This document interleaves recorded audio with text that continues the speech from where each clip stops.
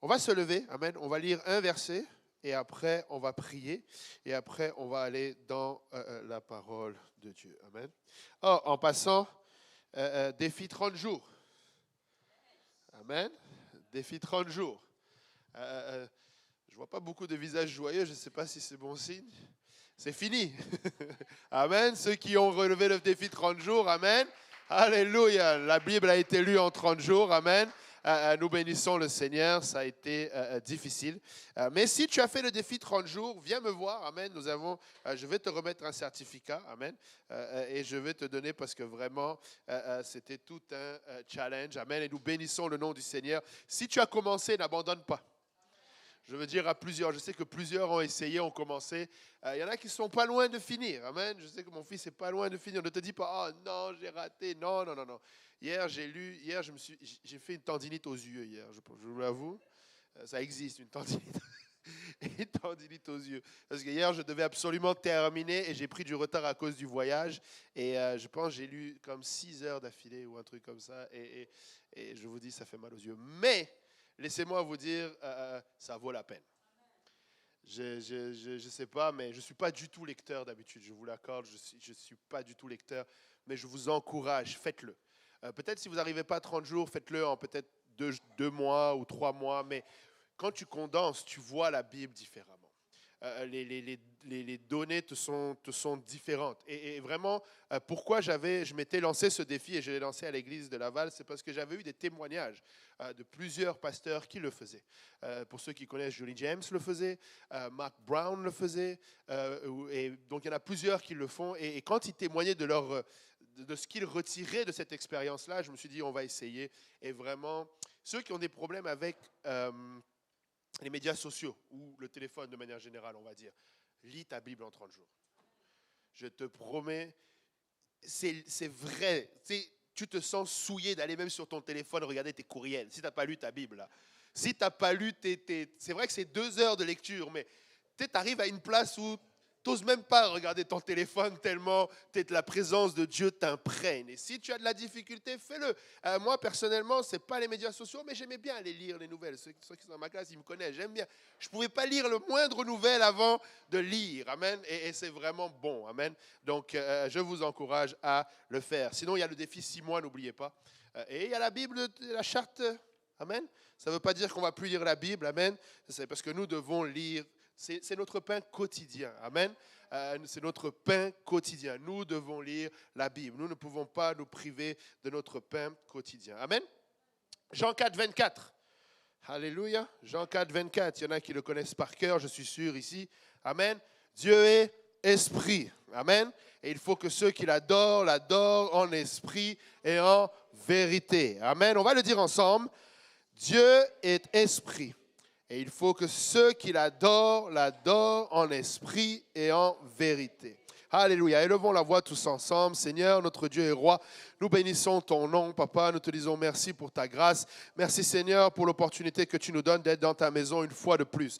Merci, Seigneur, de nous avoir permis d'élever nos voix en louange, de nous approcher avec assurance, Papa, de ton trône de grâce, Papa. Seigneur, nous sommes venus, Seigneur, te louer, t'adorer et être transformés, Seigneur, par ton Saint-Esprit, Papa. Seigneur, alors que nous plongeons nos regards dans ta parole, Papa, nous voulons prier, Seigneur, que tu nous aides, Seigneur, à ce que cette parole ne reste pas une folie dans notre chair, mais qu'elle devienne esprit et vie, Seigneur, par ton Esprit Saint, Papa. Seigneur, oins-moi pour apporter, Seigneur, cette parole sans crainte, ni faveur, ni hésitation. Et oins tous ceux qui m'écoutent, Seigneur, pour la recevoir. Que cette parole, Seigneur, soit une semence, que nous allons, Seigneur, lui donner une place, Seigneur, de choix dans nos cœurs pour, Seigneur, qu'elle puisse porter du fruit, nous transformer et nous conduire à toi et porter du fruit digne de repentance et pour l'éternité. Que toute la gloire, l'honneur et la louange te reviennent. C'est au nom précieux de Jésus-Christ que nous avons ainsi prié. Et tout le monde dise au nom de Jésus.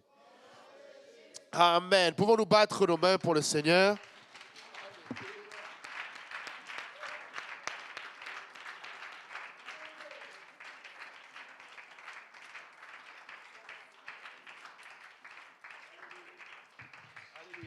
J'ai oublié une chose, on va le faire tout de suite pour pas qu'on oublie. J'ai une requête de prière ici et en même temps, j'ai une autre requête pour... on va prier en même temps pour notre groupe avec le pasteur Kaozi qui est au Cameroun, mais j'ai aussi le frère Daniel de Laval qui était là dimanche, qui a pris une mauvaise grippe et qui vraiment est mal en point et il va peut-être aller à l'hôpital tout à l'heure. J'ai parlé avec lui, ça va un peu mieux, mais quand même, il demande la prière et nous voulons prier pour cela. Et nous voulons prier pour, si je ne me trompe pas, c'est la sœur Rosaire. Hein? Lara, ok. C'est la sœur Rosalie qui demande, ok, pour la sœur Lara et sa fille Andrea, pour une intervention, un besoin spécial au niveau de la justice, la miséricorde de Dieu et la protection. Amen. Donc Lara, la sœur Lara et sa fille Andrea. Amen. Élevons la voix tous ensemble. Seigneur, notre Dieu et roi, papa, nous venons t'apporter, papa, Seigneur, ces requêtes, papa, qui, Seigneur, sont devant nous. Papa, nous voulons prier et joindre notre voix, Seigneur, avec la sœur Rosalie et prier, Seigneur, pour la sœur Lara et sa fille Andrea. Papa, tu connais la situation, papa. Nous prions que tu les rencontres, papa, au lieu de leurs besoins, papa. Concernant, Seigneur, cette affaire en justice, papa. Seigneur, nous prions ton intervention divine, papa. Nous prions ta miséricorde et ta protection sur elle et sa fille, papa. Seigneur, tu es le Dieu qui garde, Seigneur. Tu ne sommeilles, papa. Seigneur, ni ne dors, papa. Seigneur éternel, papa, Seigneur, nous prions que tu interviennes dans leur vie. Papa, Seigneur, que tu opères, Seigneur, alléluia, Seigneur, ton miracle pour elle, au nom de Jésus. Papa, Seigneur, nous voulons emmener le frère Daniel, papa. Seigneur, nous voulons prier, Seigneur, et que étendre, Seigneur, notre foi jusqu'à lui, papa, et prier la guérison, papa. Seigneur, nous ne le faisons pas pour rien, mais nous le faisons sur la foi de ta parole, papa, qui déclare que c'est par tes meurtrissures que nous sommes guéris, et c'est par tes meurtrissures que notre frère Daniel est guéri, papa. Seigneur, interviens auprès de lui, papa. Relève-le, papa. Seigneur, que la toux cesse, que les courbatures cessent, que la fièvre cesse, papa, et qu'il retrouve la santé dans le nom de Jésus. Papa, nous voulons apporter, Seigneur, papa, nos frères et sœurs, nos pasteurs, papa, Seigneur, qui sont, Seigneur, au Cameroun. Papa, nous voulons prier ta protection sur eux, mais surtout, nous voulons prier, Seigneur, que, Seigneur, tu les utilises, papa, qu'ils soient des vases, papa, que tu vas utiliser, papa, pour manifester ta gloire, ta miséricorde, papa, Seigneur, pour, Seigneur, le peuple qu'ils sont en train de rencontrer. Papa, nous prions que tu adoucisses le cœur, papa, de ces dirigeants qui ne reçoivent pas encore pleinement cette parole et que tu accompagnes ceux qui sont encore dans le doute, papa, que tu les éclaires encore davantage, papa, et qu'ils puissent obéir, papa, à ton évangile. Père éternel, donne sagesse à tes serviteurs, papa, donne-leur à porter le fruit, papa, de ton esprit pour la gloire de ton nom, papa. Seigneur, nous ne manquerons pas de glorifier ton nom et de l'exalter, papa. C'est avec action de grâce, papa, dans nos cœurs, papa, que nous te prions. Que toute la gloire, l'honneur et la louange te reviennent dans le nom de Jésus.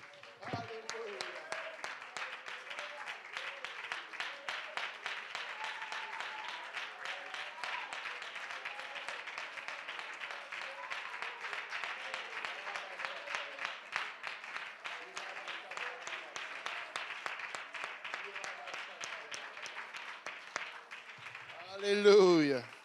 Merci Seigneur. Alléluia. Et vous pouvez vous asseoir dans la présence du Seigneur. Amen. Alléluia. Dieu est esprit. Amen. Alléluia. Dieu est esprit. Et aujourd'hui, je voudrais parler au sujet des dons de l'esprit. Amen. Je ne sais pas si je vais avoir le temps de traiter l'ensemble du sujet, mais si je n'ai pas le temps, on aura le temps peut-être mercredi prochain.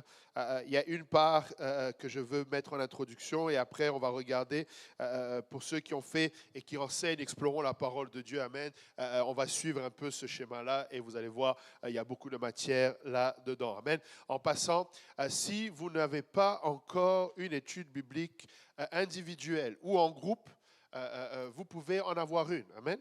Des fois, ça nous échappe. Des fois, l'Église grandit. Certaines personnes viennent. Ne reste pas sans une étude biblique. Amen. Si tu n'as pas encore et que tu désires une étude biblique, viens voir un des pasteurs, moi ou le pasteur Kaozi, le pasteur Luc, ou un des dirigeants que tu vois, un des frères et sœurs, et demande-lui comment je peux faire pour avoir une étude biblique. Amen. Tu peux avoir l'étude biblique à la maison. Tu peux avoir l'étude biblique ici à l'Église. Il y a toujours moyen de de trouver un temps, mais c'est bon d'avoir une étude biblique individuelle. Amen. Ça permet vraiment d'adresser des besoins. Les questions que chacun se pose sont différentes. Chaque étude biblique, ceux qui enseignent les études bibliques peuvent témoigner, chaque étude biblique est différente. Amen. Il n'y en a pas une autre qui se ressemble. C'est la même parole, mais chacun a des besoins différents. Donc, vraiment, nous encourageons. Et si vous connaissez quelqu'un dans l'Église qui n'a pas encore une étude biblique, vous les anciens, ne les laissez pas dans cet état-là. Amen. Si vous ne vous sentez pas à l'aise d'en donner une, référez-le à quelqu'un pour qu'il donne une étude biblique. Amen. Mais nous ne voulons pas, des fois c'est surprenant de voir des gens qui viennent à l'église depuis 2-3 ans, mais malheureusement ils n'ont pas encore reçu une étude biblique et ça nous a tout simplement échappé et c'est dommage. Amen. Dieu est esprit. Amen. Et aujourd'hui, nous voulons parler du don de l'esprit, mais je voulais d'abord placer cela en introduction. Nous voulons nous rappeler des fondamentaux. Amen. Moi, je crois, et la raison pour laquelle nous allons parler un petit peu des dons de l'esprit, c'est parce que je crois qu'en 2024, le Seigneur va faire de grandes choses. Amen. Parmi nous, nous allons voir beaucoup d'âmes venir au Seigneur, obéir à l'Évangile, et nous allons voir beaucoup de miracles parmi nous et beaucoup d'opérations dans l'esprit. Amen. Mais nous voulons que les opérations de l'esprit se fassent de la bonne manière. Amen. Malheureusement, quand tu entends beaucoup de chrétiens ou beaucoup de personnes qui sont passées par des églises, il y a beaucoup de confusion. Amen. Il y a ceux qui refusent les dons de l'esprit, il y a ceux qui refusent ou il y a ceux qui, au contraire, abusent. Amen. Et il y a ceux qui sont au milieu, qui ne savent pas trop quoi penser. Amen. Mais Dieu est esprit, amen. Et la Bible nous dit dans Jean 3,6 que ce qui est né de la chair est chair et ce qui est né de l'esprit est esprit, amen. Alors que nous étions morts à nos offenses, alors que nous n'étions pas dans l'église, nous vivions dans la chair, amen. Nous fonctionnions par la chair, amen. Mais lorsque nous venons à l'église, amen, il y a plus que la chair. Amen.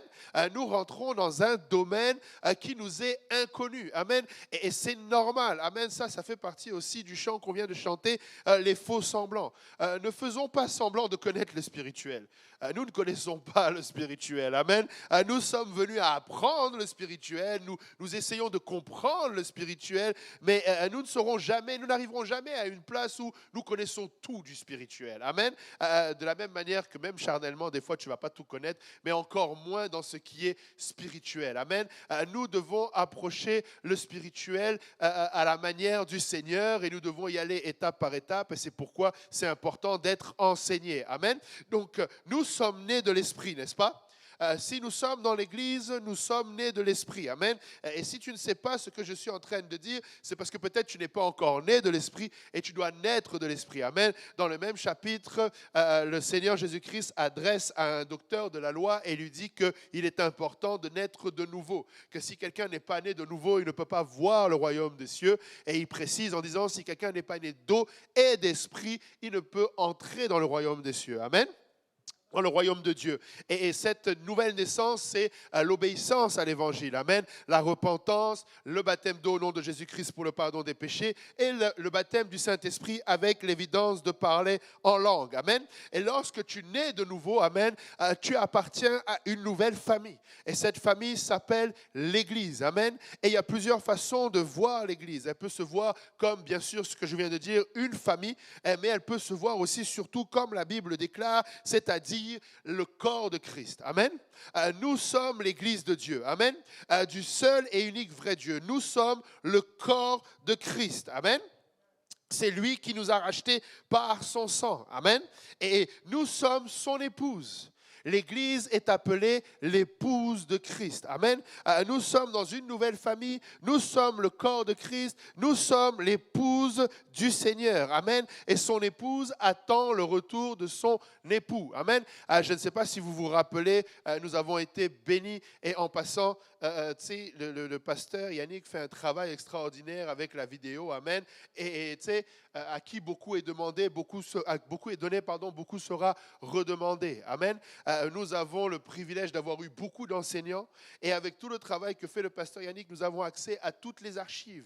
Amen. Ne vous privez pas de retourner voir cela. Amen. Si le vieux Jean-Yves revient, il va dire arrête d'écouter d'autres personnes sur YouTube, amen, et regarde à ce qu'on a ici, amen. Écoute, si tu reprends toutes les vidéos de J. Péniel, c'est beaucoup de temps, amen, et c'est beaucoup de bonne nourriture, amen. Tu es sûr que, et vous savez, ça ne périme pas.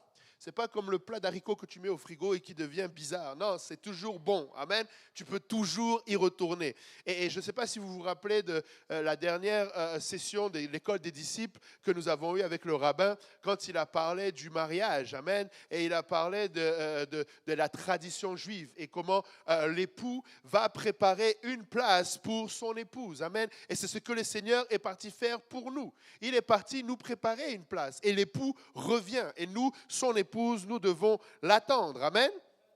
Alléluia. Éphésiens 5, 23, Paul nous dit « Car le mari est le chef de la femme comme Christ est le chef de l'Église, qui est son corps et dont il est le sauveur. » Amen. En tant qu'Église, nous sommes l'épouse du Seigneur Jésus-Christ. Il est notre sauveur. Amen. Adam, le premier Adam, n'a pas su sauver son épouse. Mais le deuxième Adam a sauvé son épouse. Amen. Il a versé de son sang pour son épouse. Amen. J'aurais espéré que quelqu'un soit content de savoir que son sauveur l'a sauvé. Amen. Alléluia. Le deuxième Adam n'a pas fait comme le premier. Il n'a pas juste regardé son épouse dériver et dire, ben moi aussi je me jette dedans. Non, lui, il a été obéissant en toutes choses. Amen. Et il a su se sacrifier et mourir pour elle, et c'est ainsi que nous sommes sauvés. Amen. Il continue dans Éphésiens au verset 29, il dit « Car jamais personne n'a haï sa propre chair, mais il la nourrit et en prend soin comme Christ le fait pour son Église. » Amen. Le Seigneur Jésus-Christ prend soin de son épouse. Amen. Nous dépendons de lui. Amen. Parfois, nous sommes dans le besoin et nous espérons peut-être qu'un frère va faire, ou une sœur va faire, ou le pasteur va faire. Écoute, tous nous sommes l'épouse. Et tous nous dépendons de l'époux pour la nourriture. Amen. C'est ça le schéma. Amen. L'époux est celui qui pourvoit. Peu importe ton besoin, tu as accès à celui qui possède toutes choses. Amen. Tu peux aller voir le pourvoyeur et il va pourvoir à chacun de tes besoins. Amen. Ne reste pas, l'enfant de Dieu ne devrait pas mendier. Parce que l'enfant de Dieu a un époux qui demande qu'une seule chose, c'est de pourvoir aux besoins de son épouse. Amen. C'est la dernière chose que je voudrais, c'est que mon épouse aille voir n'importe qui d'autre et demander quelque chose que je serais normalement, devrait être celui qui pourvoit. Amen. Il y a un problème si mes enfants vont chercher la nourriture chez le voisin. Il y a un problème si ma femme va chercher la nourriture ailleurs. Amen. Ma femme ne doit pas aller chercher sa nourriture à la banque alimentaire. En tant qu'homme, je me lève et je vais travailler et je pourvois aux besoins de mon épouse et de mes enfants. Amen. À plus forte raison, l'époux parfait peut répondre à chacun de nos besoins. Amen. Tu n'as pas besoin de quémander. Ce n'est pas ton travail qui pourvoit, c'est ton Dieu. Ce n'est pas tes parents qui pourvoient, c'est ton Dieu. Amen. Tu ne dois dépendre que de Dieu. Amen. Tu ne dois dépendre que de ton époux. Amen. Nous devons savoir qui est notre Dieu. Amen. Alléluia. Et il continue en disant, parce que nous sommes membres de son corps, c'est pourquoi l'homme quittera son père et sa mère et s'attachera à sa femme et les deux deviendront une seule chair. Amen. Et je vous avoue que ça a été une révélation dans ma lecture ces derniers jours. Et il continue en disant, ce mystère est grand. Je dis cela par rapport à Christ et à l'Église. Amen. C'est fou parce qu'il reprend le passage de Genèse. Amen. L'homme quittera son père et sa mère s'attachera à sa femme et deviendront une seule chair. Mais nous sommes une seule chair avec Christ. Nous sommes son corps. Amen. Nous avons revêtu Christ. Amen. Il ne s'agit pas seulement de l'homme et de la femme charnelle, mais il s'agit aussi de l'Église et de Christ. Amen. Nous sommes un avec Christ. Amen. C'est pourquoi d'ailleurs il n'y a pas trois dieux, parce que sinon il y aurait difficulté d'être dans trois corps. Je continue. Je vois que c'est tombé, mais on reviendra sur l'unicité. Amen. Mais nous devons être un. Amen. Que quelqu'un dise, nous devons être un. Nous sommes unicitaires. Amen. Nous ne devons pas avoir honte, surtout dans ces derniers temps. Vous savez, dans les derniers temps, il y a la vraie église et la fausse église. Amen. Il y a le bon blé et il y a l'ivraie. Amen. Le Seigneur ne nous a pas demandé de couper l'ivraie. Il a dit laissez pousser l'ivraie et laissez pousser le bon blé. Amen. Mais tu dois savoir si tu es l'ivraie ou si tu es le bon blé.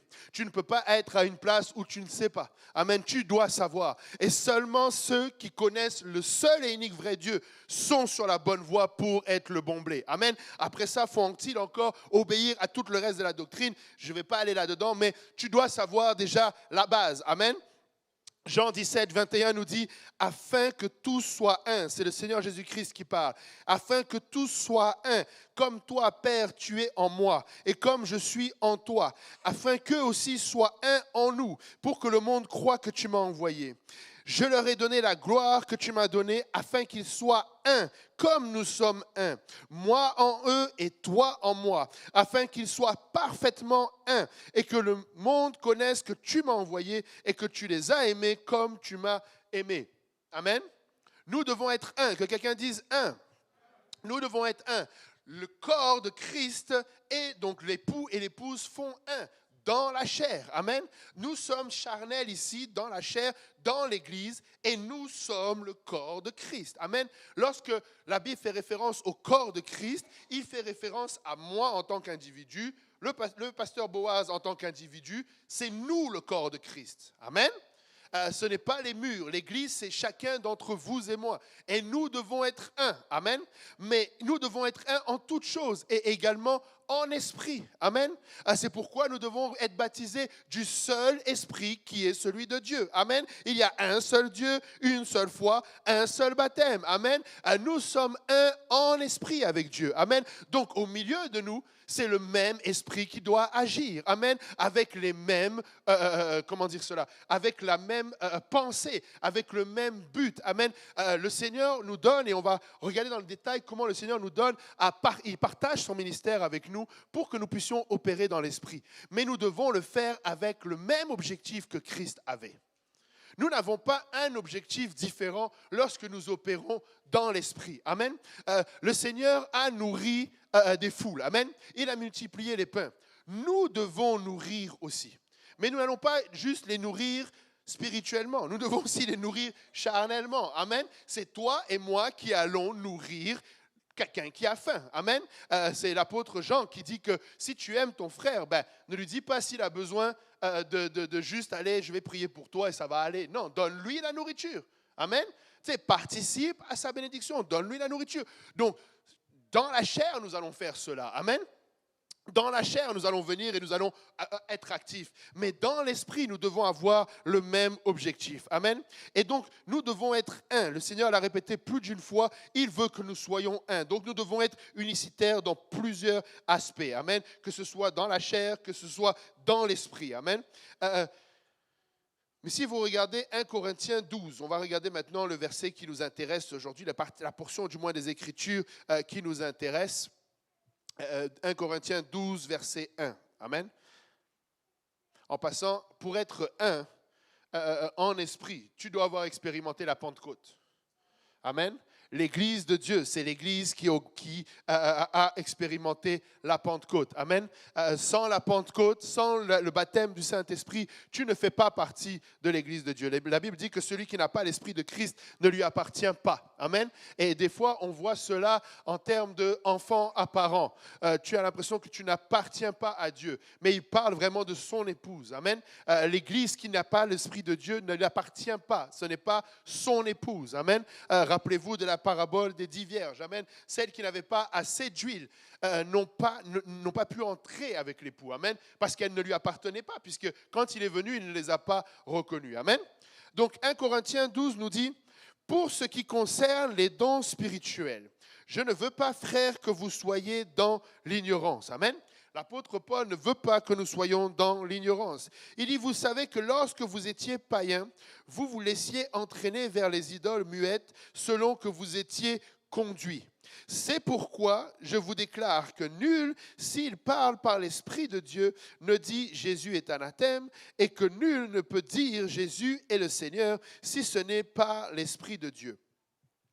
Je vais continuer, je voulais on va revenir verset par verset, mais on va le lire d'abord d'un bloc jusqu'au verset 11. Amen. Et il continue, il dit, il y a diversité de dons, mais le même esprit.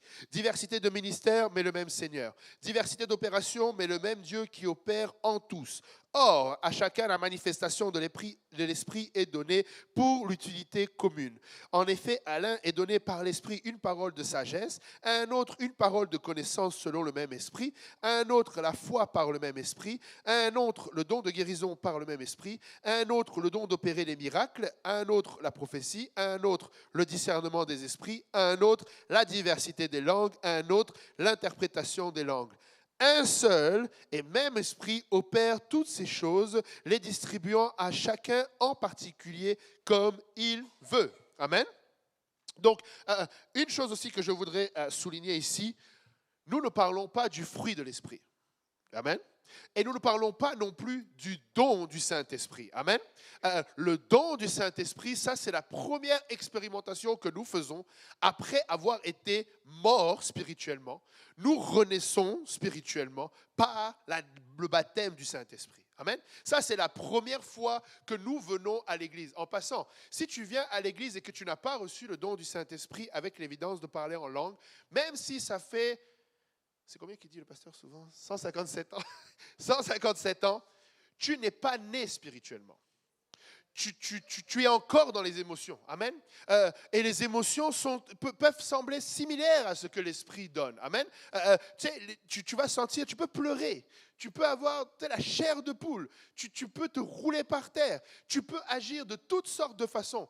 Mais si tu n'es pas baptisé de l'Esprit du Seigneur, avec l'évidence de parler en d'autres langues, tu n'es pas né de nouveau spirituellement. Et tu restes dans la chair et tu opères encore dans la chair. Amen. Le seul signe qui te permet de savoir que tu es né spirituellement, c'est si tu parles en d'autres langues. Amen. Et ça, nous le voyons dès le jour de la Pentecôte, dans le livre des Actes au chapitre 2, et également pour les païens que nous étions, chapitre 10, avec Corneille, qui est le premier païen, lui et toute sa famille, alors que Pierre prononçait encore ces paroles, au verset 44, la Bible dit que le Saint-Esprit est tombé sur eux, et ils se mirent tous à parler en d'autres langues. Et c'est ainsi que Pierre a pu dire, oh waouh, eux aussi sont nés de nouveau. Oh waouh, eux aussi, Dieu leur a fait miséricorde et leur a pardonné le péché. Amen. Donc ça, c'est être baptisé du Saint-Esprit. Mais ce n'est pas ce qu'on parle aujourd'hui. Amen. Le baptême du Saint-Esprit, c'est ta première étape pour les choses spirituelles. Tout ce que je vais parler là ne te concerne pas si tu n'as pas reçu le don du Saint-Esprit avec l'évidence de parler en langue. Tu ne pourras pas opérer les dons de l'Esprit si tu n'as pas reçu le don du Saint-Esprit. Amen. Je veux vraiment que ce soit clair. Ce sont deux choses différentes. Même dans les dons de l'Esprit, il y a ce qu'on vient de lire, le don des langues et le don d'interprétation des langues, mais ça n'a rien à voir avec le signe initial du jour de la Pentecôte.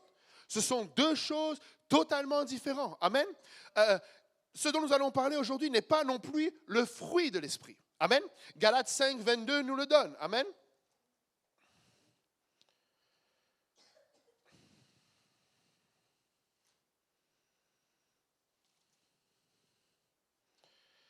Galates 5, 22, la plupart des enfants même le connaissent.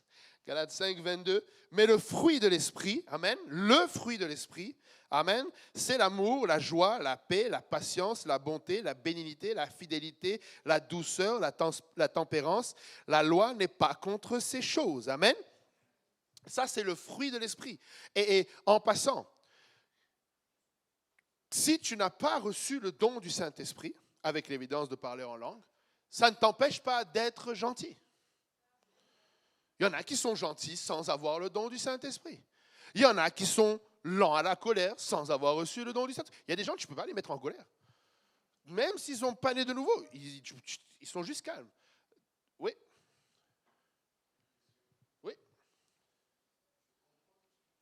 Mm-hmm. Les apôtres, Mm-hmm. ils n'avaient pas reçu le Saint-Esprit. Oui.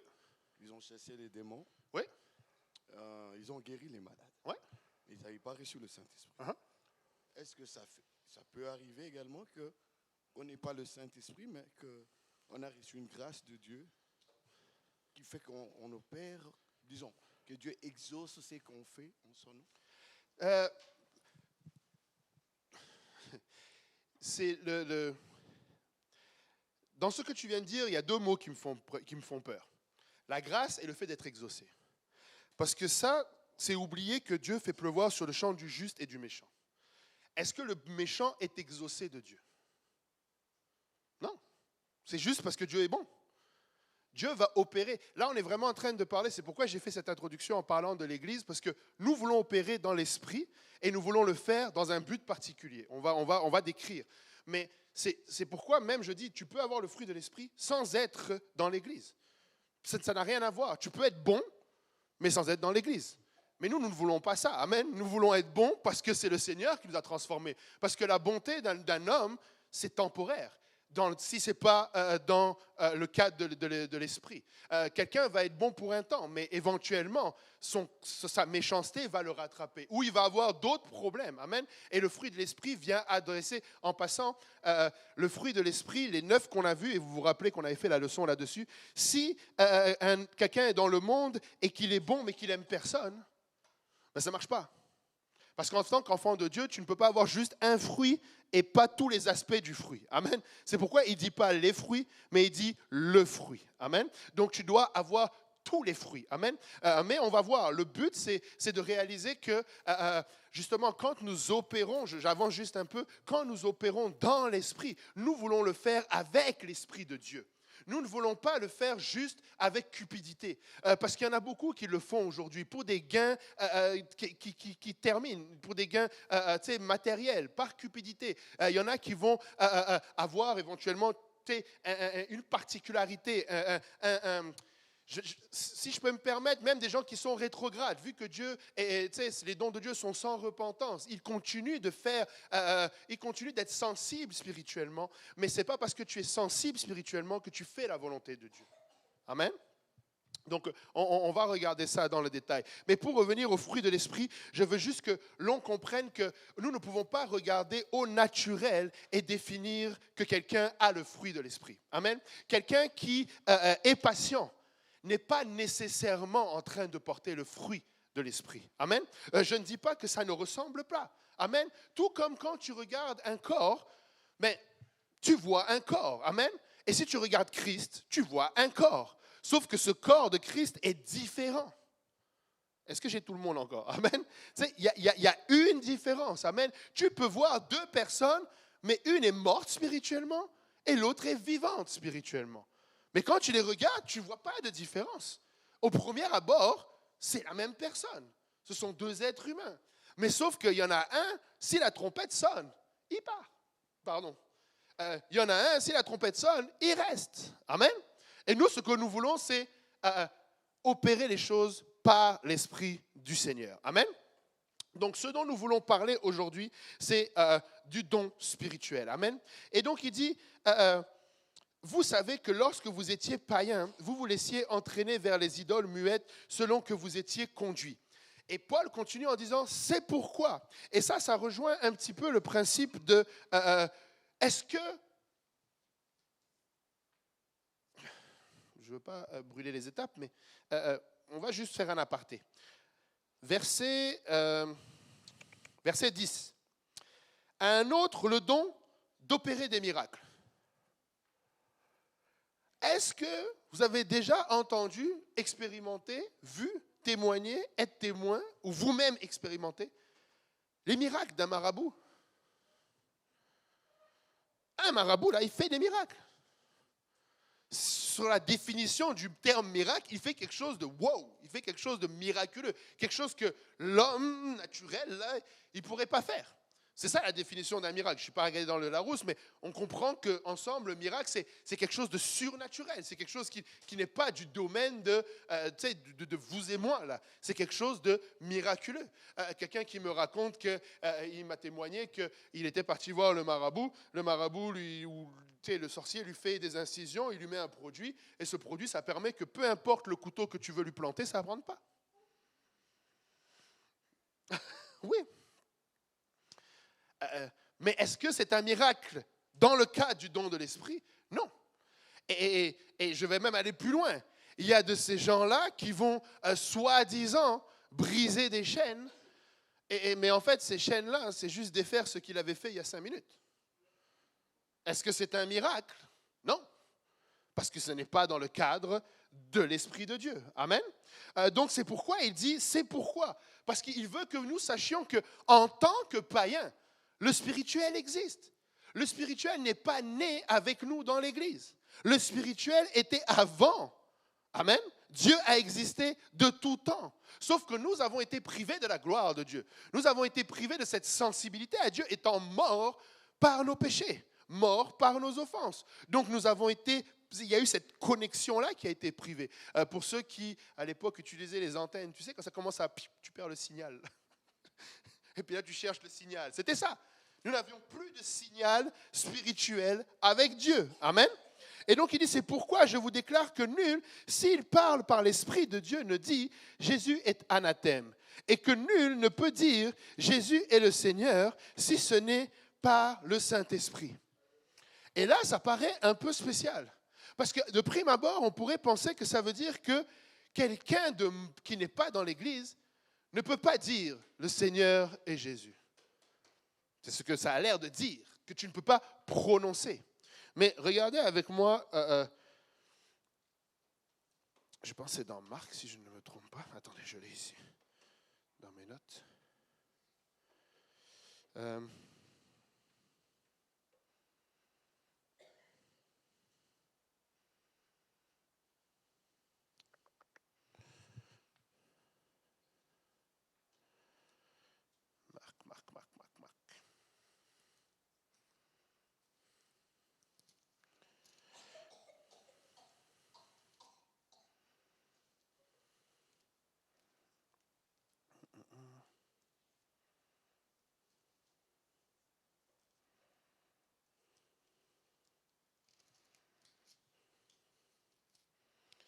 Non, c'est pas Marc, c'est Luc. On va aller voir le démoniaque dans Luc.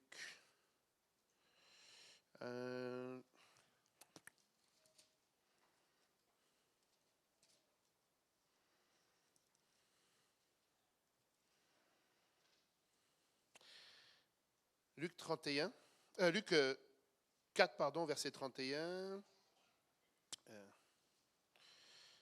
Il dit, il descendit à Capernaum, ville de la Galilée. Il enseignait le jour du sabbat. On était frappé de sa doctrine car il parlait avec autorité.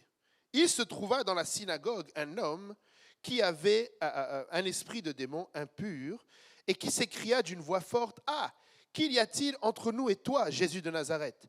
Tu es venu nous perdre. Je sais qui tu es, le Saint de Dieu. » Amen. C'est un démon qui parle là. Mais pourtant, Paul nous dit que et nul ne peut dire Jésus est le Seigneur si ce n'est pas le Saint-Esprit. Alors comment il peut dire nul n'est le Seigneur par le Saint-Esprit si le démon vient de déclarer qu'il est le Saint de Dieu? Amen. Ce que nous devons comprendre, c'est que le Seigneur ne parle pas, ou Paul ici ne parle pas de juste verbaliser que Jésus-Christ est Seigneur, mais d'agir sur la confession de ce que nous disons. Quelqu'un qui déclare Jésus est Seigneur et qui vit pour le Seigneur a le Saint-Esprit. S'il ne vit pas pour le Seigneur, il peut confesser comme il veut, mais ça ne veut pas dire qu'il a le Saint-Esprit. Amen. Lorsque tu as le Saint-Esprit, tu vas au-delà. Amen. Et nous le voyons, c'est dans Matthieu. Là, j'ai perdu ma référence, mais lorsque le Seigneur a lavé les pieds de ses serviteurs, il leur a dit, je suis en train de vous faire cela pour vous donner un exemple. Amen. Vous dites que je suis votre maître. Mais si réellement je suis votre maître, vous aussi, vous devez vous laver les pieds les uns des autres. Amen. Lorsque nous confessons Jésus-Christ, nous allons au-delà de le dire verbalement, mais nous allons appliquer cela. Amen. Ce que Paul est en train de dire, c'est que personne qui dit que Jésus est le Seigneur et vit pour cela, quelqu'un qui fait cela et qui a le Saint-Esprit vit pour cela. Amen. Et il applique cela. C'est le même principe que celui qui croira et sera baptisé. Tu ne peux pas dire je crois, mais ne pas vouloir te faire baptiser. Donc tu ne crois pas. Si tu crois, ben, tu vas te faire baptiser. Paul a la même expression. Si tu dis que Jésus est le Seigneur, alors tu vas agir et tu vas agir pour sa gloire. Amen. Tu vas agir dans le reste de ta marche avec lui. Amen. Et pourquoi Paul fait cela? C'est parce qu'il veut établir une chose.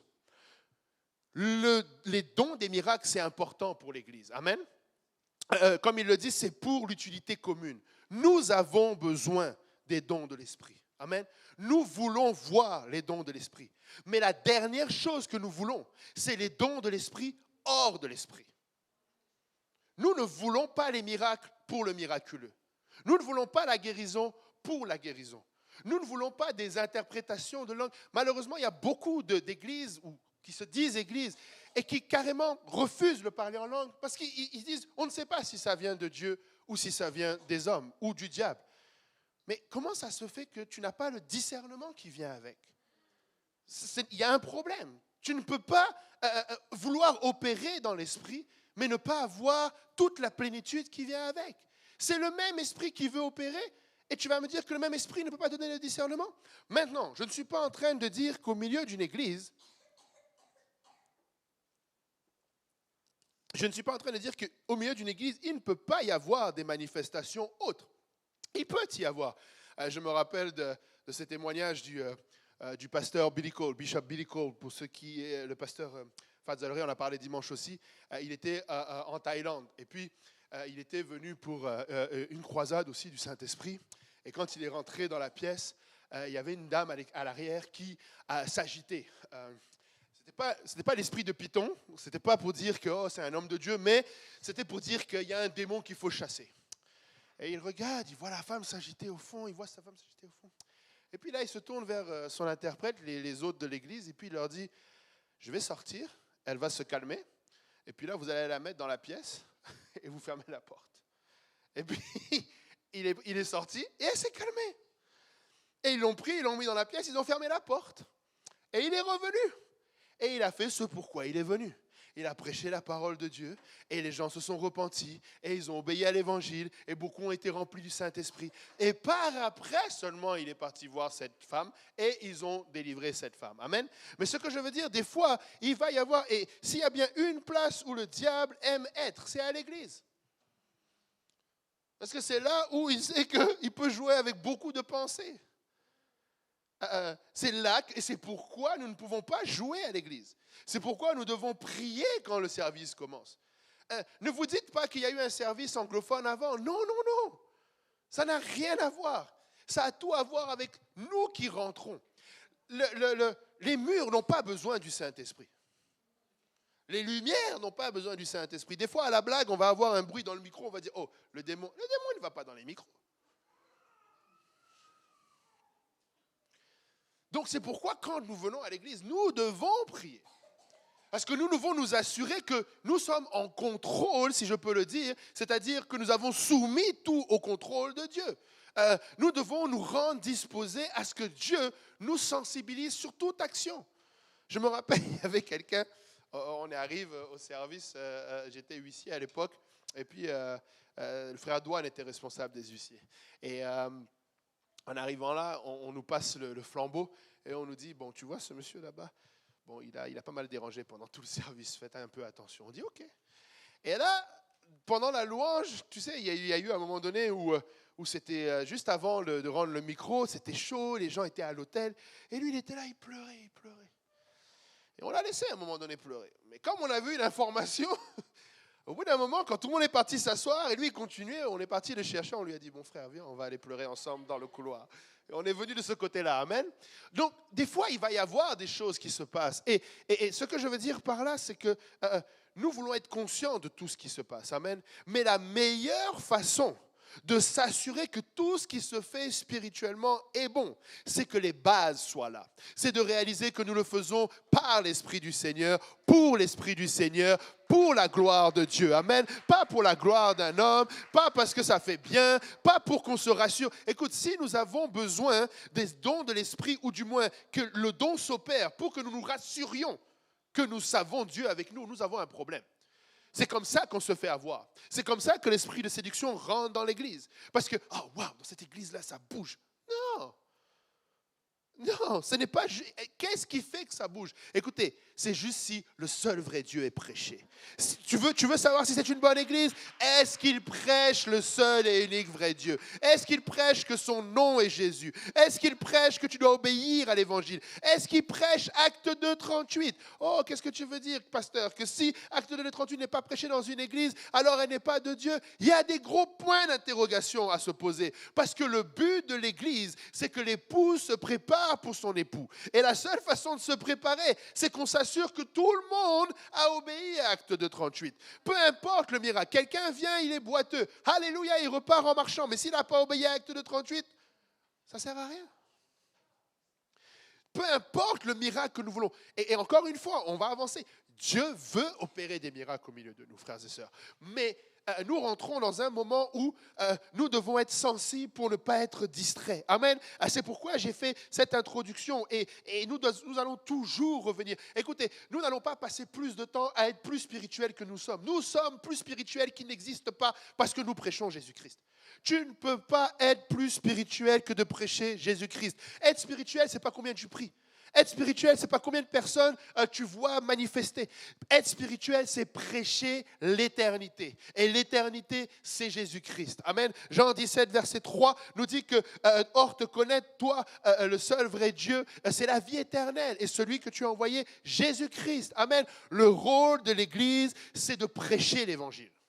Le rôle de l'Église, c'est de prêcher la bonne nouvelle. Je préfère 1000 fois qu'il n'y ait pas de manifestation de l'Esprit, mais l'Évangile prêché et l'obéissance, que juste les manifestations de l'Esprit. Amen. La première manifestation que nous voulons voir, la repentance. La deuxième, l'obéissance avec le baptême du Saint-Esprit. La troisième, le don du Saint-Esprit avec l'évidence de parler en langue. Et de surcroît, la cerise sur le sundae, sur le gâteau, dépendamment du pays où tu habites, c'est les dons de l'Esprit. Amen. Parce que, regardez, il continue en disant, enfin il continue, je vais sauter au verset 8. En effet, verset 7. Or, à chacun, la manifestation de l'Esprit est donnée pour l'utilité commune. Les dons de l'Esprit, c'est pour l'utilité du corps de Christ. Si Dieu va guérir au milieu de nous, à travers le don de guérison, c'est parce que son corps a besoin de guérison. Pas parce que l'évangile va être mieux prêché. Amen. Pas parce que l'évangile va être mieux prêché, mais parce que son corps a besoin de guérison. Mais si quelqu'un n'a pas encore obéi à l'évangile, il n'est pas dans son corps. Les dons de l'Esprit sont dirigés vers son corps. Amen. Qu'est-ce que tu veux dire? Mais le boiteux qui était à la porte là-bas, est-ce qu'il n'a pas... Oui, mais ce n'est pas de ça que Paul parle. Moi, je m'adresse à l'Église aujourd'hui. Je ne suis pas en train de parler à Jean. Je ne suis pas dans l'Ancien Testament ou dans le Nouveau Testament, mais au début de l'Église, non, le piège que nous avons et qui parfois font que beaucoup soit sont trop réticents ou soit au contraire se perdent, c'est quand nous arrivons à une place où le miracle devient le focus. Or, le miracle ne doit pas être le focus. Et l'autre chose, pourquoi le Seigneur veut que ces miracles soient opérés? Parce qu'il veut que son Église soit glorieuse. Mais son Église, pas que son Église soit vue comme étant glorieuse. Je ne sais pas si vous voyez la différence. Dieu se soucie de toi et de moi. Si toi ou moi, nous avons en tant qu'Église, membre du corps du Christ, un besoin, Dieu veut qu'un miracle soit opéré pour ton besoin. Pas pour que les gens dehors viennent et disent « Oh, waouh, quelle Église puissante, quel Dieu puissant ». Si c'était le cas, allez me demander pourquoi, alors quand les gens sont revenus parce qu'il avait multiplié le pain, il dit en vérité, vous venez me voir parce que vous avez mangé le pain. Pas parce que vous voulez la parole de Dieu. Si l'objectif c'est ça, mais Seigneur, tu as tout réussi. Tu as multiplié le pain, ils ont dit, waouh, ils t'ont suivi, donne-nous encore du pain. Parce que ce n'est pas ça l'objectif. L'objectif, c'est que quelqu'un, pour les dons, c'est que le corps de Christ puisse avoir soit la guérison, soit une parole de connaissance, et on va le voir dans le détail. Amen. Ça, c'est vraiment la base. Donc, il continue, verset 4. Et il y a diversité de dons, mais le même esprit. Diversité de ministères, mais le même Seigneur. Diversité d'opérations, mais le même Dieu qui opère tout et en tous. Amen. Et donc là, il précise encore une fois, il y a les dons, il y a le ministère et il y a l'opération de ces ministères. Amen. Ce n'est pas nécessairement parce que tu as été utilisé dans un don que tu as le ministère de la guérison. Non. Dieu t'a utilisé ponctuellement, tu as guéri.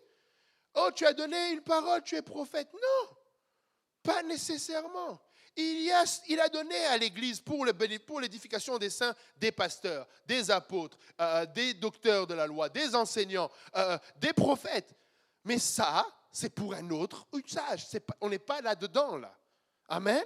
C'est toujours pour l'édification des saints, mais tu ne peux pas me dire, oh, j'ai mon ministère de guérison parce que Dieu t'a utilisé pour la guérison. Non. Dieu t'a donné une parole de connaissance, je suis prophète. Non. Il y a les dons, le ministère, diversité de ministères et la diversité d'opérations. Diversité d'opérations, pourquoi il dit diversité d'opérations? Parce que des fois, Dieu va l'opérer et des fois, il ne va pas l'opérer. Et là, je vous renvoie à la prédication de dimanche. Il est souverain. Comment dealer, et j'ai parlé avec ça avec mon filleul ici, il n'y a pas longtemps. Comment tu deals avec la souveraineté de Dieu et le besoin? Quelqu'un est malade. Seigneur, tu es souverain, tu peux le guérir, tu peux ne pas le guérir. Qu'est-ce que je fais? Je prie pour sa guérison ou je ne prie pas pour sa guérison? Amen. Des fois, tu peux être comme, qu'est-ce que je vais faire? Première chose, quand tu pries pour un malade, ce n'est pas de ta responsabilité ce qui va se passer après ta prière. Ça, ce n'est pas ta responsabilité. De la même manière que quand tu évangélises, ce n'est pas ta responsabilité la réponse à l'évangile. Ta responsabilité, c'est d'évangéliser.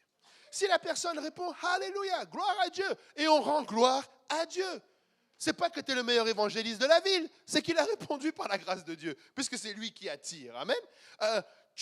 Donc, ce que je veux dire par là, c'est n'aie pas peur de prier pour la personne. Et quand généralement tu veux prier, quelqu'un a besoin d'un miracle. Écoute, tu sais que ton Dieu opère des miracles. Tu sais, tu l'as lu. Parce que tu l'as lu, pas parce qu'on te l'a dit. Des fois, moi, le Seigneur n'a pas opéré des grands miracles dans ma vie. Ouais, mais est-ce que tu as lu qu'il a ouvert la mer Rouge pour le peuple d'Israël? Oui. Est-ce que tu l'as vu qu'il a fait descendre le feu du ciel sur le sacrifice d'Élie? Oui. Est-ce que tu as vu que le Jourdain s'est divisé en deux? Oui. Est-ce que tu l'as vu qu'il a ressuscité? Est-ce que tu l'as lu? Oui. Donc, tu as la foi pour appliquer ta prière à ce qu'un miracle s'opère. C'est tout ce que tu as besoin, de baser ça sur une foi. L'autre chose qui est importante, et ça, bon, ce n'était pas vraiment dans mes notes, mais l'accord est importante. Tu sais, des fois, peut-être je me trompe, peut-être c'est juste moi, peut-être je suis trop analytique. Des fois, j'ai l'impression qu'on a peur du momentum spirituel. On a peur de ce moment-là spirituel.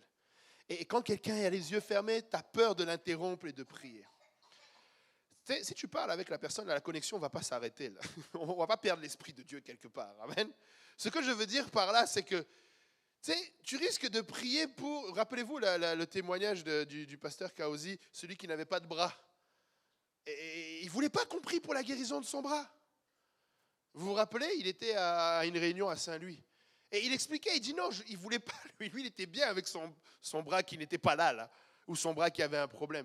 Donc des fois, tu vois le bras, ah, Seigneur, guéris-le. Non. Demande à la personne que vous puissiez être en accord. Vous savez, le Seigneur ne répond pas aux besoins, il répond à la foi. Parce que sinon, il n'y aurait pas de malades dans la ville. Il y a assez de gens remplis du Saint-Esprit ici pour prier pour la guérison, pour que tous les malades de la ville là, soient guéris. Mais des fois, là, il faut parler avec la personne. Est-ce que tu veux, et je vous dis, faites l'exercice, c'est pareil pour le Saint-Esprit. J'avais enseigné ça à Purpose dernièrement. Tu serais surpris du nombre de personnes qui vont te dire, non, je ne veux pas le Saint-Esprit. Tu serais surpris. Il te dit non. Et tu sais que si quelqu'un ne veut pas, c'est bien une chose que Dieu ne va jamais aller contre, c'est la volonté de l'homme. Tu vas finir par te fatiguer, tu vas fatiguer celle qui est là, mais rien ne va se passer.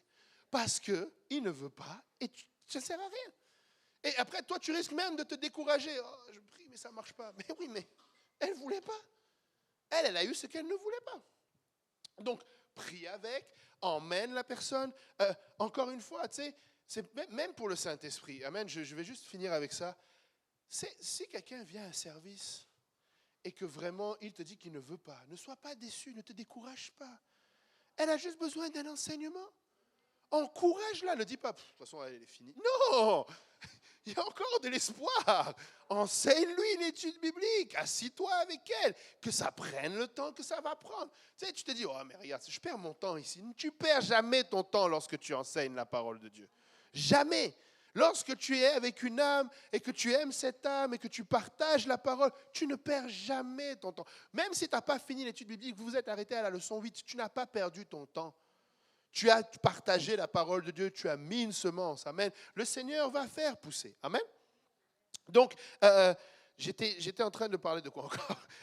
Oui, sur le besoin. Amen. Donc, parlons avec la personne, à savoir si elle veut ou pas. Amen. Et oui, c'était sur le point de qu'est-ce que je fais par rapport à la souveraineté de Dieu. Deuxième point, des fois le Seigneur va te dire va, et des fois le Seigneur va te dire va pas. Mais les deux cas là, c'est seulement si tu lui poses la question. Ne prends pas pour acquis que cette personne, Dieu veut la guérir là. Je ne sais pas si vous comprenez. Là, tu te dis, ouais, mais quand même, ce besoin. Ah oui, mais ce n'est pas le Seigneur qui a posé la question à l'aveugle, que veux-tu que je te fasse? Ben, c'est évident, Seigneur. Guéris-le, il est aveugle. Non, ce n'est pas évident. Des fois, le Seigneur veut aussi qu'on partage. Et là, je suis en train de parler de l'Église qui veut opérer dans les dons. Nous devons arriver à l'Église, nous devons être en attitude de prière. Nous devons avoir prié à la maison. Nous devons arriver à prier. Et quand nous prions, nous ne prions pas, Seigneur, pardonne-moi mes péchés. Il fallait le faire à la maison. Amen. C'est plus le moment là. Amen. Bon, si tu l'as vraiment pas fait, fais-le. Mais vraiment, fais ça à la maison d'abord. Amen. Et quand tu arrives ici, tu sais, Seigneur, je veux être un vase, je veux être un canal, je veux être un outil, je veux être l'argile entre les mains du potier. Je veux que tu m'utilises quelque part.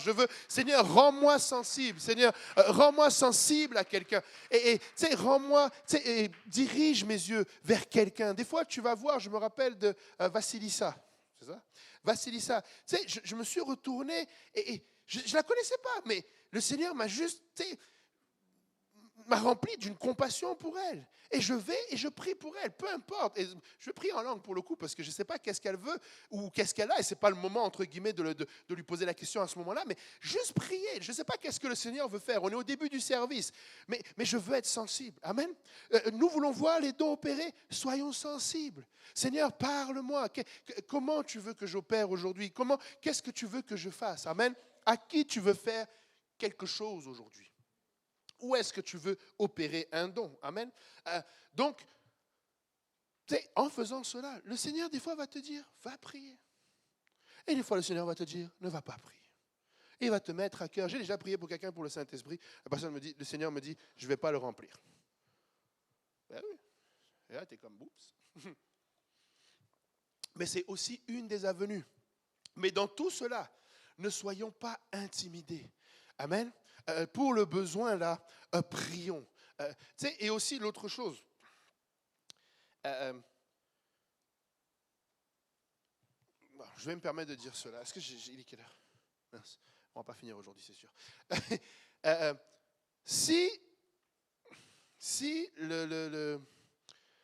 le message, par exemple, est orienté vraiment sur le Saint-Esprit, prie avec la personne pour le Saint-Esprit. Et je vais me permettre de vous dire cela, c'est dans le sens où il y a des fois là, vous voyez des fois, il y a des, par exemple comme dimanche à 13h, le message c'était le Dieu Tout-Puissant. Arrivé à l'hôtel, on peut prier pour tout, il est tout-puissant, peu importe le sujet. Tu parles avec la personne, qu'est-ce que tu veux que Dieu fasse? Dieu est puissant. Tu vas dans le sens du... En passant, ne refais pas une autre prédication. Là.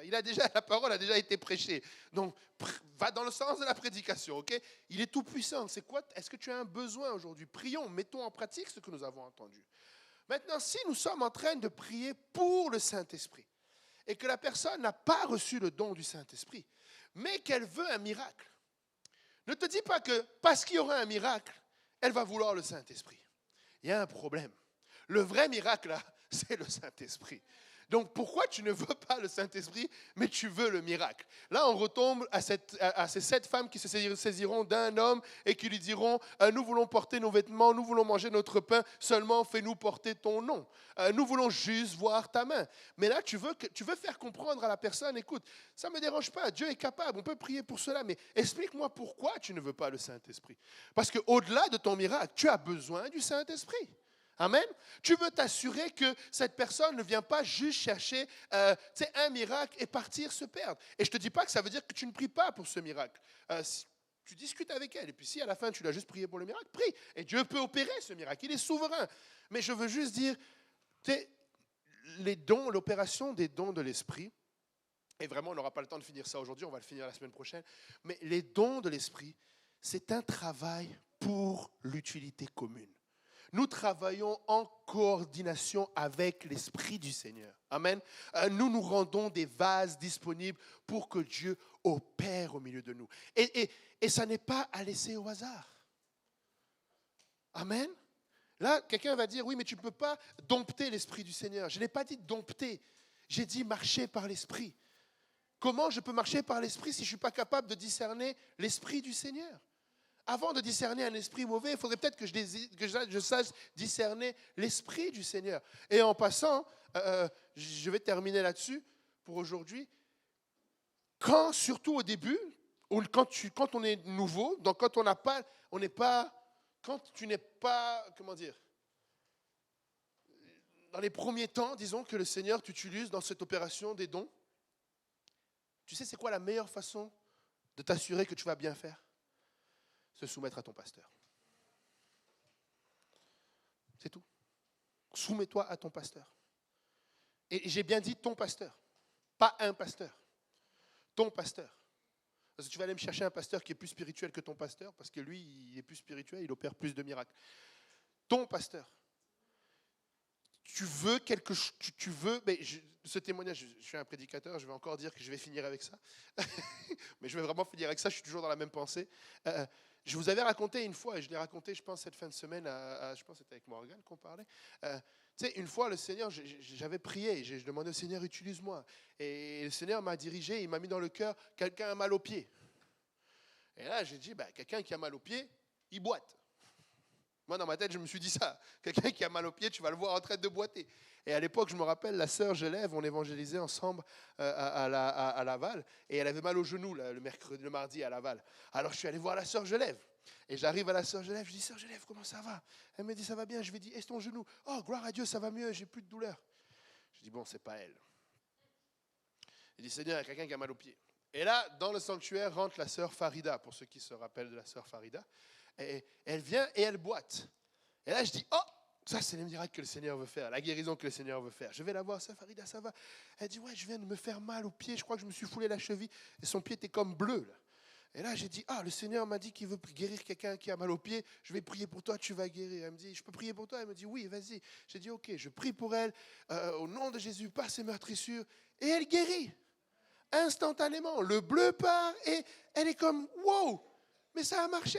Moi, j'étais à fond parce que le Seigneur m'avait déjà dit. Donc, j'étais comme, ouais, mais oui. Et là, j'ai dit, Seigneur, je veux plus. Seigneur, qu'est-ce que tu veux faire encore? Utilise-moi.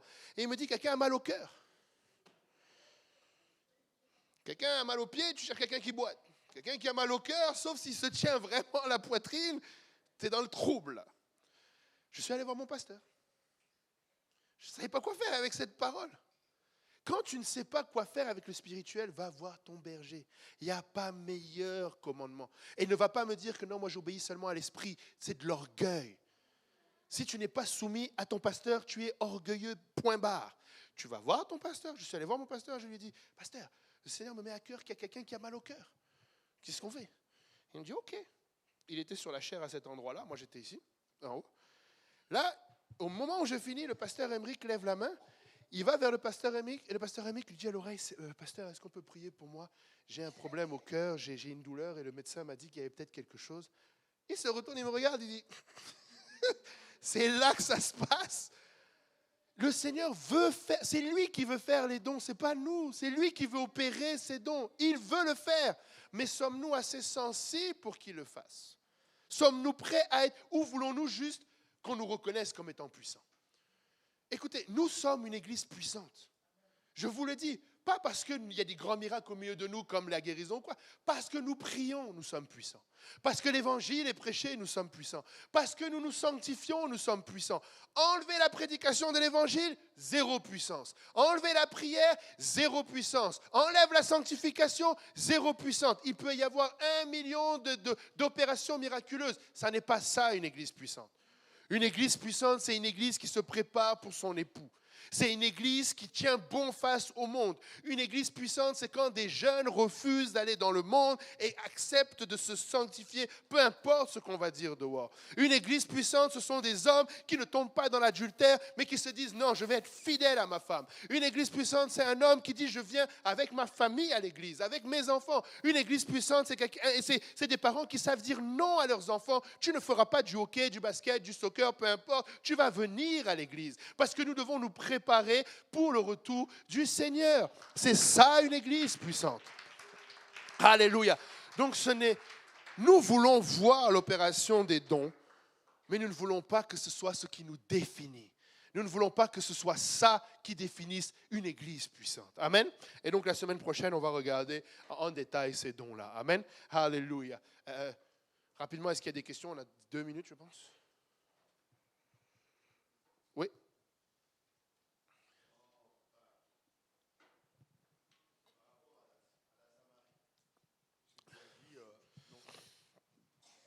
Le miracle le plus important, c'est le Saint-Esprit. Quand Philippe était en Samarie, je crois, il y a beaucoup de miracles, mais le Saint-Esprit, Dieu ne déverse pas le Saint-Esprit. Je sais qu'on dit toujours, c'est Pierre qui a la clé, Pierre doit venir également pour faire cela. Mais qu'est-ce qui fait que dans ce cas-là, justement, on a Philippe en Samarie, il y a beaucoup de miracles, mais Dieu ne déverse pas du Saint-Esprit jusqu'à ce que Pierre et Jean arrivent. Et donc, ma question, c'est que c'était quoi la priorité dans ce cas? C'est le Saint-Esprit ou c'est le miracle? Parce que ces gens-là ne sont pas de l'Église. Si les dons sont donnés pour une utilité commune, les gens de la Samarie ne sont pas de l'Église.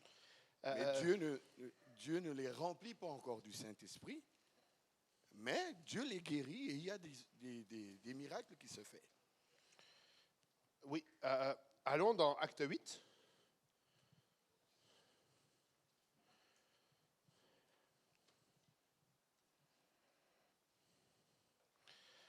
C'est dans ce passage-là que tu es en train de faire référence. Il y eut en ce jour-là des persécutions contre l'église de Jérusalem, et tous, excepté les apôtres, se dispersèrent dans les contrées de la Judée et de la Samarie. Des hommes pieux ensevelirent Étienne et le prirent à grand bruit. Saul, de son côté, ravageait l'église, pénétrant dans les maisons. Il arrachait les hommes et les femmes et faisait les jeter en prison.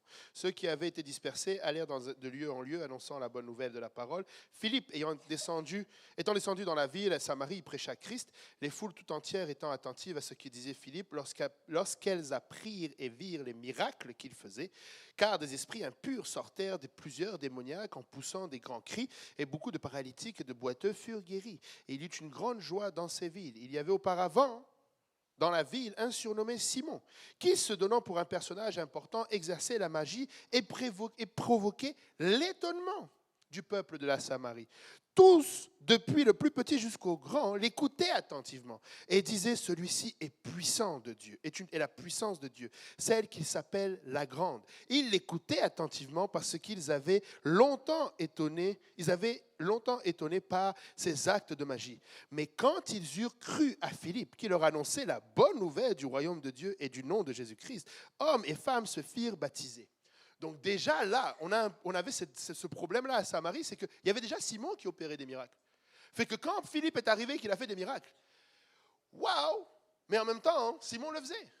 Fait que c'est bien, mais ce n'était pas suffisant. Et je ne dis pas que ce n'était pas un bon début. La parole était prêchée et ils se sont fait baptiser. Mais lorsque Pierre et Jean commencent à venir et qu'ils prient pour le Saint-Esprit et que le Saint-Esprit descend, là, ça change tout. Et là, regarde ce que dit au verset 18. Lorsque Simon vit que le Saint-Esprit était donné par l'imposition des mains des apôtres, il leur offrit de l'argent en disant « Accordez-moi aussi ce pouvoir afin que celui à qui j'impose les mains reçoive le Saint-Esprit. » Simon, qui opérait déjà des miracles, il a dit « Wow, ce miracle-là, non, c'est puissant. » Il s'est dit « Celui-là, là, c'est un autre niveau. Je veux ça. » Et là, Pierre le reprend en disant que, tu sais, c'est pas comme ça, tu ne vas pas l'avoir avec de l'argent. Donc, c'est exactement ça le point. C'est d'arriver à une place où nous ne voulons pas simplement nous satisfaire des miracles. Le vrai miracle que nous voulons, c'est le Saint-Esprit. Nous voulons que les gens naissent de nouveau. Nous voulons que les gens obéissent à l'Évangile, soient baptisés, remplis du Saint-Esprit. Nous allons danser pour les miracles. Nous voulons voir les miracles. Je suis vraiment en train de prêcher. Nous voulons voir les miracles. Et j'ai une telle conviction en moi qu'en 2024, nous allons avoir des miracles que je veux juste que nous soyons sûrs de là où nous nous trouvons. Parce que nous ne voulons pas juste les miracles. Nous voulons que les gens soient sauvés. Nous voulons voir le Saint-Esprit déversé. Nous n'allons jamais nous satisfaire d'autre chose que le Saint-Esprit. Si le Saint-Esprit est là et que les autres miracles ne sont pas là, ce n'est pas grave. Amen, ce n'est pas grave. Mais s'il y a les autres et qu'il n'y a pas le Saint-Esprit, c'est grave. C'est grave. On est à une place où, Dieu merci, il opère, mais non, Seigneur, ce n'est pas suffisant. Seigneur, non. Ok, ils viennent chercher, ok, ils viennent. Ok, lundi, dimanche d'après, waouh, un guéri, oui. Dimanche d'après, un mort ressuscite, alléluia. Une parole de prophétie, une parole de connaissance, une interprète, alléluia. Troisième dimanche, Seigneur, il y a un problème. D'habitude, là, on ne voyait pas tout ça, mais on avait les gens qui étaient remplis du Saint-Esprit. Où sont ceux qui obéissent à l'Évangile? C'est là où nous voulons arriver. Amen. Alléluia. On va se lever tous ensemble. On va aller devant le Seigneur en prière. Amen. Alléluia. Merci Seigneur. Alléluia. Nous voulons prier que le Seigneur nous donne, alléluia, à être utile entre ses mains. Amen. Nous voulons être une épouse qui se prépare, une épouse qui opère selon l'Esprit, qui marche selon l'Esprit, qui adore en l'Esprit et en vérité. Amen. Élevons la voix tous ensemble. Alléluia. Seigneur, notre Dieu est roi. Papa, tu es le Tout-Puissant. Père éternel, nous te disons merci pour ta grâce. Merci pour ton amour, Papa. Merci pour ta parole, Papa. Seigneur, Papa, nous voulons, Seigneur, au nom de Jésus, prier que ton Église, Papa, soit, Seigneur, cette épouse sans tache ni ride qui se prépare pour son époux. Seigneur, et en attendant que son époux arrive, Seigneur, nous voulons être cette Église, Papa, Seigneur, qui donne naissance, Seigneur, spirituellement. Nous voulons être son Église qui est une aide, Papa, pour son époux. Nous voulons être une Église, Papa, Seigneur, qui porte le fruit de l'Esprit, Seigneur, qui opère, Seigneur, dans la dimension du spirituel, à travers les dons de l'Esprit. Papa, Seigneur, nous voulons être une Église complète, Papa, Seigneur, pour la gloire de ton nom. Papa, Seigneur, je prie, Seigneur, alléluia, que tu nous aides à nous consacrer davantage, Papa. Seigneur, à ne pas dévier ni à droite, à gauche de la fondation ferme sur laquelle nous sommes, Papa. Seigneur, sur ton nom, sur ton évangile, sur le baptême, Papa, sur la repentance, Papa, sur la nouvelle naissance, Papa. Seigneur, et nous voulons, Seigneur, aller dans cette autre dimension, Papa, où ton Église, Papa, Seigneur, voit l'opération, Seigneur, de tes dons au milieu de nous, Papa. Seigneur, je prie que tu prépares nos cœurs, que tu prépares notre esprit, que tu nous crées en nous un cœur pur et un esprit bien disposé pour, Seigneur, être utile entre tes mains. Seigneur, que la gloire et l'honneur te soient toujours donnés, Papa. Que se reviennent toujours à ton nom, Papa. Seigneur, que reçois l'honneur, reçois la louange. Alléluia, Jésus. Nous t'adorons, nous te louons, nous t'exaltons, Seigneur. Tu es bon, tu es merveilleux, tu es grand. Alléluia. Irabashata yarababa. Irebe kerebe sanda. Irobo yanderebe. Iese kerebe ata. Irobo shata yaraba. Ikerebe yanderebe. Alléluia. Gloire et honneur à ton nom, Jésus. Tu es merveilleux, tu es grand, tu es glorieux. Oh Jésus, tu es digne de gloire, tu es digne de louange, tu es digne d'adoration. Alléluia, que toute la gloire, l'honneur et la louange te reviennent. En ton nom, Seigneur Jésus, nous avons prié. Et que tout le monde dise au nom de Jésus. Alléluia. En 2024, nous allons voir le Seigneur agir au milieu de nous. Amen. Mercredi prochain, plutôt, nous allons voir en détail les dons. Amen. Et nous voulons nous préparer à ce que le Seigneur opère ces dons au milieu de nous. Amen. Alléluia. Que le Seigneur vous bénisse. Alléluia. Bon retour à tous. Amen. Et que nous voyons samedi pour la prière. Et les jeunes, n'oubliez pas votre réunion de vendredi. Amen.